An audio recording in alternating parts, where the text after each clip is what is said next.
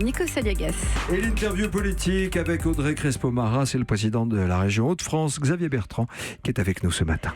Bonjour Xavier Bertrand. Bonjour. Ancien ministre du Travail et de la Santé aussi, et comme beaucoup de Français, de Macron compatible, vous êtes devenu Macron sceptique, heureux de ne pas avoir cédé à ses appels pour le rejoindre ? Moi, j'ai aucun regret. J'étais pas d'accord au début et les faits aujourd'hui me confortent bien évidemment dans cette position. Oui.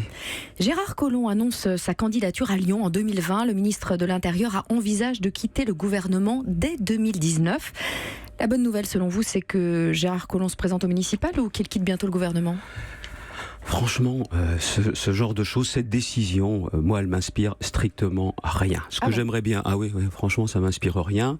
J'aimerais bien qu'il y ait une vraie politique de sécurité dans notre pays, ferme. C'est pas le cas ? C'est pas le cas ? Ah non, pas assez. Pas assez. Tiens, je vous donnais juste un exemple. On a obtenu à l'époque le démantèlement de la jungle. C'était pas simple. Il y a un ministre de l'Intérieur qui s'appelle Bernard Cazeneuve. Il a fait le boulot. Aujourd'hui, il y a 10 fois moins de migrants, dont certains, par contre, aux mains des passeurs, sont violents.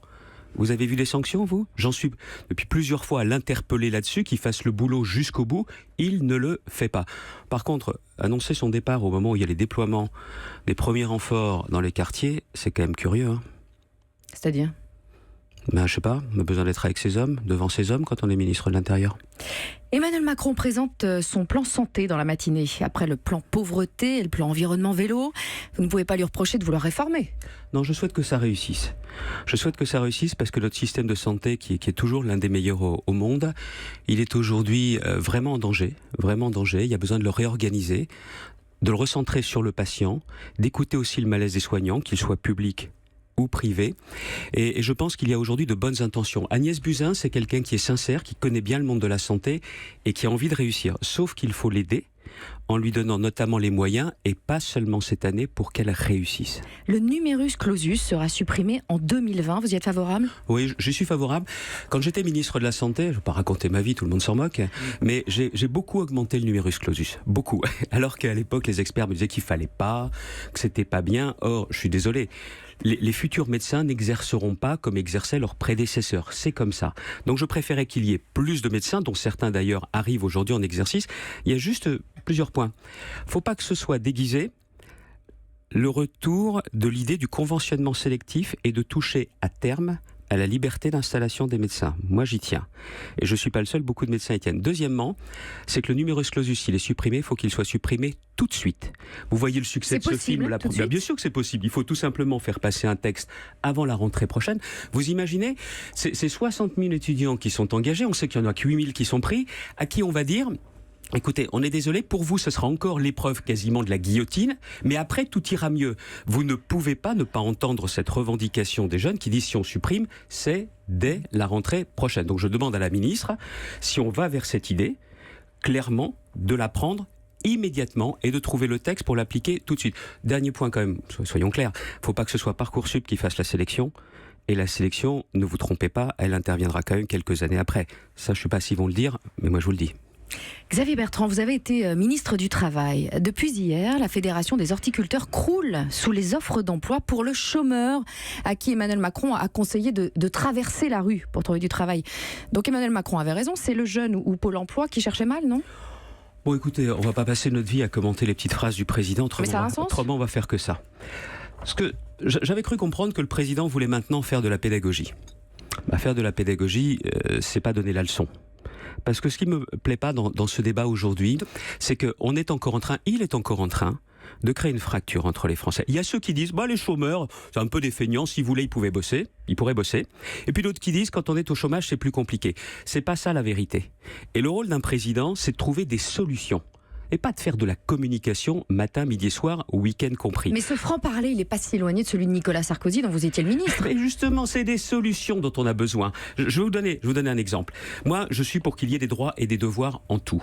Quand vous êtes au chômage, vous ne pouvez pas dire non à des offres d'emploi. Mais derrière ça, il faut aussi comprendre qu'il y a beaucoup de chômeurs. La très très large majorité des chômeurs, c'est pas qu'ils veulent pas bosser, c'est que c'est plus compliqué. Le président a dit, suffit de traverser la rue. Je vais vous donner un exemple. J'étais hier à Abbeville, et à Abbeville, pas très loin de la côte Picarde, à 20 km, voilà quelques mois, je rencontre un jeune lors d'une des permanences pour l'emploi qu'organise le conseil régional. Et ce jeune me dit, il y a du boulot sur la côte, plus qu'ici, mais j'ai pas le permis. Ah ben dis donc, la rue elle fait 21 km, hein. C'est pas aussi simple que ça. On a décidé de mettre en place donc une aide au permis de conduire, et en plus la région, on met à disposition pour 2 € par jour une voiture pour aller travailler. Il faut bien comprendre qu'il y a beaucoup de Français pour qui la vie est dure, et qu'honnêtement, parfois leur tendre la main, c'est pas interdit, et c'est plutôt conseillé si on veut faire reculer le chômage. Entre parenthèses, une vraie politique de lutte contre le chômage en France, ça serait bien. Ça serait bien. Xavier Bertrand, vous êtes très remonté contre Emmanuel Macron et son gouvernement qui, selon vous, laisse mourir l'industrie française. Vous publiez une lettre ouverte à Emmanuel Macron au sujet d'Ascoval, aciérie des Hauts-de-France, qui emploie 250 salariés. Sachant que les aciéries de Longwy ont fermé en 1978, est-ce que c'est vraiment un projet d'avenir de défendre l'aciérie dans les Hauts-de-France ? Les aciers spéciaux, oui. Les aciers spéciaux, il y a des débouchés, notamment pour les sièges de l'automobile, on continuera à avoir des voitures. Aussi pour le textile technique. Les aciers spéciaux, oui, ça a de l'avenir. J'écris au président de la République parce que j'ai dénoncé le cynisme d'État, le silence des dirigeants de Vallourec et de l'État, entre parenthèses. Vallourec, l'État, par la BPI, est actionnaire à 15%.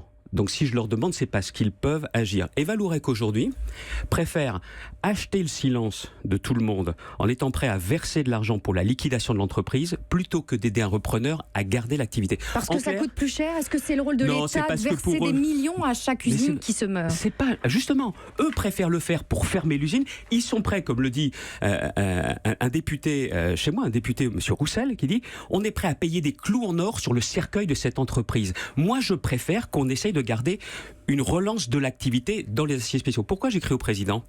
C'est lui qui est responsable de tout ça. Au tout début, c'est lui qui nous a dit la reprise par Ascoval, il faut y aller, et même la région mettait de l'argent. Ok, on y est allé. Et aujourd'hui, il lève pas le petit doigt et il laisse faire. Et quand vous voyez aujourd'hui que sur l'industrie, personne n'y croit, les Échos disaient aujourd'hui qu'il y a 900 millions d'euros qui vont être repris au secteur industriel. Ah, vous inquiétez pas que si c'était la finance, là ce serait tapis rouge. Enfin, vous savez, un gouvernement dans lequel il n'y a toujours pas de ministre de l'industrie, ça en dit long quand même. Donc je dis au président de la République, vous étiez concerné au début, je vous demande d'intervenir, juste pour favoriser un projet de reprise. Pas encore. Non. Pas encore. Mais ce qui est dommage, c'est qu'il n'y ait pas d'interlocuteur au niveau de l'État, pas de ministre de l'Industrie. Alors vous m'avez posé la question tout à l'heure comme si j'étais un peu un dinosaure qui croit encore à l'industrie. Oui, j'y crois. Et on a plutôt intérêt d'ailleurs à imaginer, c'est lié aussi au chômage, à ce que seront les transformations de l'emploi, parce que ça c'est la responsabilité, c'est ma responsabilité en région, c'est aussi la responsabilité du président. Xavier Bertrand, hier une députée de La République En Marche, Frédérique Dumas, a quitté le mouvement d'Emmanuel Macron pour rejoindre votre mouvement, la Manufacture. C'est parce qu'elle vous trouve d'un seul coup formidable ou parce qu'Emmanuel Macron ne lui a pas offert le poste dont elle rêvait ? Je pense que si elle avait voulu un poste, elle serait restée tranquillement, bien sage, dans une formation. Non, mais il suffisait dans ces cas-là de rester bien au chaud. C'est tout simplement parce que c'est pas une carriériste, c'est quelqu'un de libre. C'est quelqu'un de libre. Et elle fait partie de celles et ceux qui voient aujourd'hui que c'est un pouvoir qui n'écoute pas, qui est technocratique et qui est surtout, vous voyez, c'était la marque du président dans son entretien avec ce jeune homme, décalé. Loin des Français et loin des préoccupations des Français. Xavier Bertrand, entre nous, je vous ai bien écouté ces derniers temps. C'est bon, faut pas nous prendre pour des zozos, ils se foutent de qui avec leur pognon. C'est quoi ce ton de tonton flingueur ? Vous voulez faire tonton flingueur, vous avez quelqu'un face à vous qui est très inquiet. Il y a un vent de colère qui est en train de monter dans le pays. Ce vent, il est bon pour personne. Je vous l'ai dit pour le système de santé, si la réforme fonctionne, c'est mieux pour tout le monde. Parce que derrière, ce que je vois... Il y a trop de cynisme, vous trouvez ? Oui, il y a beaucoup trop de cynisme. Ils s'en foutent, oui, c'est vrai. Ils sont loin de tout ça. Vous voyez, sur le dossier Ascoval, c'est le pouvoir, c'est à la fois un pouvoir technocratique comme jamais. Ça date pas seulement d'il y a 1 an et demi. Mais là, ça s'est renforcé. Quand vous voyez aujourd'hui sur le dossier d'Ascoval, on me dit, mais t'en fais trop, laisse tomber. Je vais vous dire, j'arrêterai qu'à 2 conditions. Soit le tribunal nous dit c'est terminé, et je demande d'ailleurs au tribunal de donner un peu plus de temps, ou alors si les salariés d'Ascoval me disent on n'y croit plus, faut arrêter. Tant que les salariés me diront pas faut arrêter, je me battrai.